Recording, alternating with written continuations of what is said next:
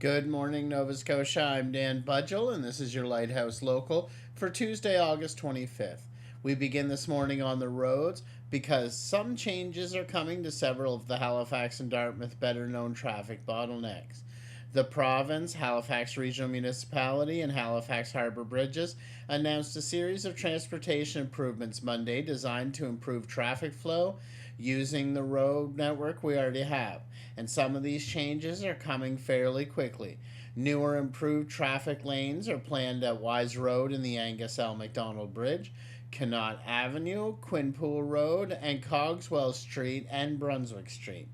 There will be a combination of all-day and peak period left turn restrictions.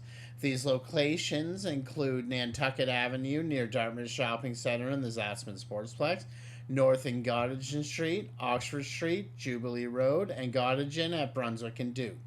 Signal timing at Oxford Street and Coburg Road will also be adjusted.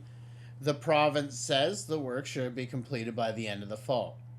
Public Works Minister Fred Tilley says the idea is to make better use of the infrastructure already in place while governments continue working on long-term transportation projects. So if one of those intersections is part of your daily commute, keep an eye out over the next several months. Your normal turn may not remain your normal turn. Now to Cape Breton, where yesterday marked a major milestone in efforts to train more doctors here in Nova Scotia. Medical students have officially started classes inside the new Medical Sciences building at Cape Breton University. The building is the center learning hub for the Cape Breton Medical Campus. The campus is designed to train physicians in Cape Breton, with particular attention paid to improving access to doctors in a rural community. The class of 2030 is now beginning its medical education in the new facility. For a province that has spent years dealing with doctor shortages and access to primary care, the hope is straightforward. Train more doctors here, expose them to communities outside the traditional Halifax medical system, and ultimately convince more of them to build their careers in Nova Scotia. We'll be watching the first Cape Breton class as it moves through the province over the next several years. Now to a safety notification from the RCMP. Police are advising Nova Scotians that a man classified as a high-risk offender is believed to be relocating to the Millbrook area. 35-year-old Robert Edgar Paul is being released after serving the full term of a federal sentence. RCMP say Paul has what they describe as an extensive and persistent criminal history involving both violent and non-violent offenses dating back to 2005. His most recent conviction involved dangerous operation of a vehicle causing bodily harm and uttering threats to cause death or bodily harm. Police say Paul is believed to be relocating from New Brunswick to the Millbrook area, near Truro. RCMP also make an important point whenever these public notifications are issued. The information is being released so people can be aware of his potential presence in the community. It is not intended to encourage vigilante action or unreasonable contact toward the individual. Now, an update to a story we brought you as breaking news yesterday. We know more about the fire that caused a major power outage in downtown Halifax Monday. Firefighters say they responded to a fire in an underground electrical vault near the Scotiabank Centre. The emergency led to a significant Nova Scotia power outage, with more than 1,000 customers reported without electricity downtown. When we first brought you the story Monday morning, emergency crews were still working the scene, and details about exactly where the fire originated were limited. We can now clarify the fire was in the underground electrical infrastructure near the Scotiabank Centre. It's a good example of why breaking news changes quickly and why we'll always update information as first responders confirm more details. Now let's get into Tuesday's weather. And after the soaking much of the province dealt with Sunday, today is looking considerably more summer-like.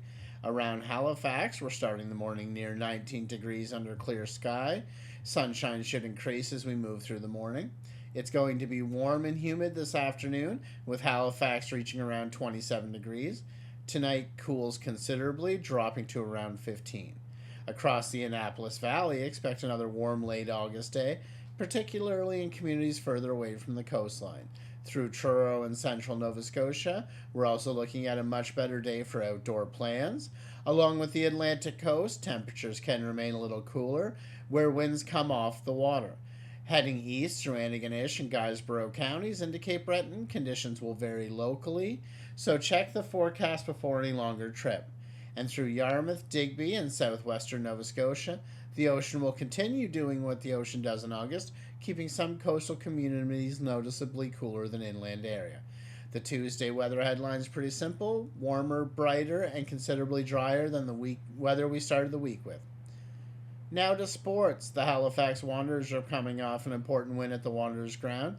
Halifax defeated Vancouver FC 1-0 Saturday, picking up 3 points off a difficult stretch that included losses against Atletico Ottawa and Inter Toronto. The Wanderers now turn their attention towards their next Canadian Premier League match. And if you needed another reminder that summer is beginning to look nervously over its shoulder, at hockey season, the Halifax Mooseheads are back to work. The Mooseheads continued training camp after making their first round of cuts on Sunday. 13 players were reassigned, leaving 34 players competing for roster spots. The Herd is back in preseason action Wednesday night. They'll face the Charlottetown Islanders at 7 o'clock at the Zatzman Sportsplex in Dartmouth. So yes, it's August 25th. The temperature's heading towards 27 degrees, and we're talking about hockey. Nova Scotia contains multitudes. As always, we also want to hear about what's happening where you live. If there's a community event, local sports result, fundraiser, road issues, volunteer project, or simply a story happening in your part of Nova Scotia that deserves some attention, send it to Lighthouse Radio. Whether you're in Yarmouth, the Valley, Halifax, Truro, Antigonish, Cape Breton, the Eastern Shore, or somewhere in between, local stories matter. And wherever Tuesday takes you, Lighthouse Radio can come along. We're available on iOS, Android, and Alexa connected devices. Lighthouse Local is proudly sponsored by Sackville Driving School, the road to your driving success, sackvilledrivingschool.ca. I'm Dan Budgell. Have a great Tuesday, Nova Scotia. Enjoy the sunshine, take care on the roads, and we'll keep you connected to what's happening on the province. This is your Lighthouse Local on Lighthouse Radio.